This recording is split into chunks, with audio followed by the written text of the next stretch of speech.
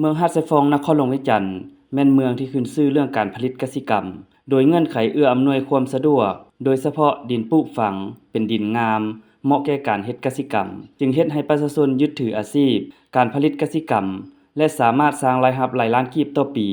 เหมือนดังนางป๊อบวงวิจิตรที่ปลูกมักเล่นขายสร้างรายรับเข้าครอบครัว80ล้านกีบต่อปีจนเฮ็ดให้ครอบครัวหลุดพ้นจากความทุกข์ยากก้าวไปสู่มีอยู่มีกินท่านนางป๊อบวงวิจิตรให้ฮู้ว่าประชาชนบ้านเสียงควรเมืองหาดไซฟองนครหลวงวิจันทน์มีมูลเสือดูมั่นขยันเพียรมาแต่ดึกดำบรรพ์โดยยึดถืออาชีพกสิกรรมเฮ็ดนาปลูกพืชผักในฤดูแล้งตามแคมป์ของเพราะอาชีพเฮ็ดกสิกรรมเป็นอาชีพหนึ่งที่ติดพันกับครอบครัวมาแต่ดนนานซึ่งในเบื้องต้นส่วนตนเองแม่นเคยปลูกมันเผามาก่อนแต่ปลูกมาในระยะหนึ่ง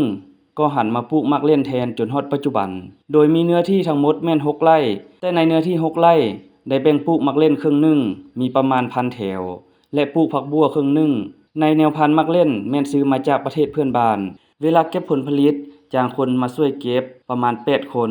สำหรับระยะนี้แม่นกำลังเก็บมักเล่นขายได้ครั้งละ100กว่าหมื่นราคาขายมักเล่นแม่นมื้อละ 60,000 กีบราคาขึ้นลงตามท้องตลาดและมีแม่ค้ามาเก็บซื้อในสวนโดยเฉลี่ยแล้วเก็บครั้งหนึ่งสามารถสร้างรายรับประมาณ4ล้านหา5ล้านกีบต่อครั้ง3มื้อเก็บเทื่อหนึ่งแต่รายรับก็บ่เสมอไปเพราะว่าราคามักเล่นยามฝนจะสูงกว่ายามร้อนประมาณมื้อละ 350,000 กีบขึ้นไปเนื่องจากว่ายามฝนปลูกมักเล่นยากและผลผลิตก็บ่หลายคือยามร้อนแต่ความต้องการของตลาดพัดมีหลาย